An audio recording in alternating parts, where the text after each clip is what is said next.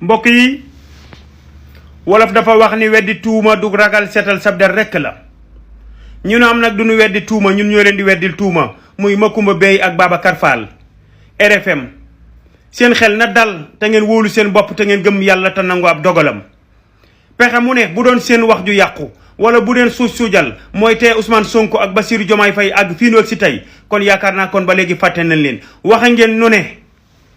waaye Mohamed Ibn Abdullah am na ñu doon ñëw ci ñoom di ko laajte waaye Mohamed Ibn Abdullah sunu borom ni ko bu nu la laajee na nga leen wax xaalallahu taala yàlla mu kawe mi nee na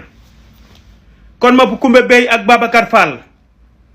ay saytaane ngeen ay jaxasekat ngeen nit ñu amalul njariñ askan wi ngeen ndax fi Sénégal toll ak li mu traversé ñu waroon a nekk gu ci gàngu naa yu bànneex estelewaat réew mi tabax ko ñëpp gis seen bopp ngeen génn di wax ci affaire kilifa diine ak président de la république Bassirou Diomaye Diakhar Faye ak premier ministre ak gouvernement am Seydina Ousmane Sonko mu sell mi jàmbari fàkk tëdd ci borom barrière orbite cité kër góor gi li ngeen mënta muñ na ngeen ci dalal seenum xel te xam ni dogal ya wëy na muñ leen te ngeen góorgóorlu takkaat leen jàjj yi te ngeen góorgóorlu te liggéey réew mi wolof dafa wax ni ngembul saay-saay du tas dafa amul pexe mën na ko yéex-yéexal ba amaat doole waaye ci yàq gi lu ngeen takk seen i ngemb pour yàq ko dinañ takk suñu ngemb pour mu jaral nu ba dara du yàqu ci réew mi Sénégal rek a nu ñor Macoumba Beye Babacar Fall ci saytaane yu rajim yu mag yi ngeen bokk yu réew mi ci yàqkat yi ngeen bokk waxe ngeen nu ne pour Sénégal nërmeelu te waxu leen lu dul seen intérêt bopp may leen nit ñi jàmm koy xeex mu ne opposition ba yor réew mi xanaa nga mën a may njaboot gi mu jiite jàmm te ñi ëpp ci réew mi ñoo ko woteel ñëpp ci réew mi ñoo ko bëgg ñëpp ci réew mi ñoo leen topp